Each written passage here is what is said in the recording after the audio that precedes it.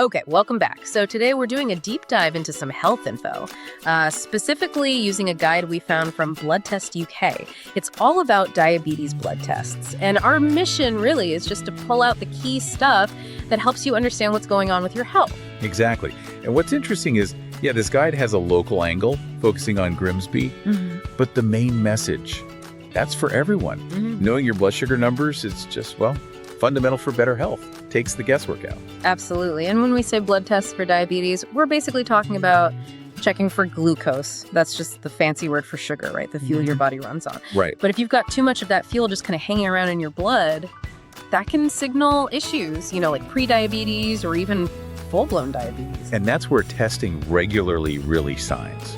It's not just, do I have it? It's about managing it day to day. You start to see, okay, that meal did this to my sugar levels. Or, wow, that walk really helped. It puts you in the driver's seat. Yeah, that makes sense. The guide mentions two main tests doctors use. First up, the fasting test. Think of it like quick check. You don't eat for about 8 hours. They test your blood, and it gives a baseline number, a snapshot in time. Yep. Snapshot's a good way to put it. Then you've got the A1C test. Now this one is more like a highlights reel of the past few months. It shows your average blood sugar level over the last 2 or 3 months. Doesn't really care if you had cake yesterday or salad. Oh, interesting. So it's kind of like it smooths out the daily ups and downs. Exactly. It gives that longer term picture. Some people might, try to eat perfectly just before doctor's visit for the fasting test. Right, try to game the system. Yeah, but you can't really do that with the A1C. It shows the real trend. Okay, so why is knowing that longer trend, that A1C, so important? What's the big risk we're trying to manage here? Well, the big payoff, the reason we monitor, especially long-term with the A1C, is to prevent damage. Specifically, damage to blood vessels.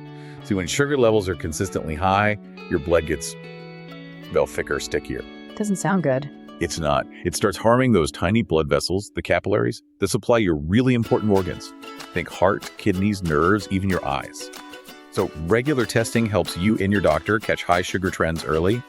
You can then make changes to bring those levels down before serious damage happens. It's all about protecting your future quality of life. That really puts it into perspective. Avoid the long-term damage. Okay, so we know why. The source also helps with the where, at least for listeners in Grimsby.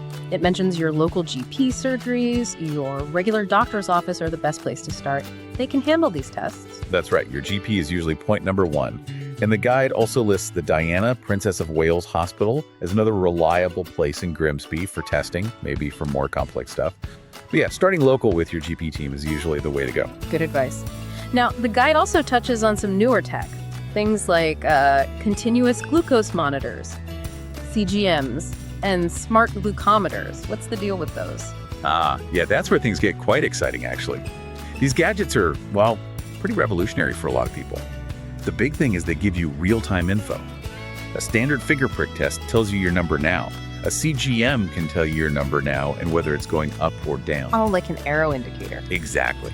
That little arrow is huge. It means you can see the immediate impact of food or exercise. You don't have to wait. It's like getting instant feedback on how your body's doing. Less guesswork, more immediate control. Plus, for many, way fewer finger pricks, which is a big win.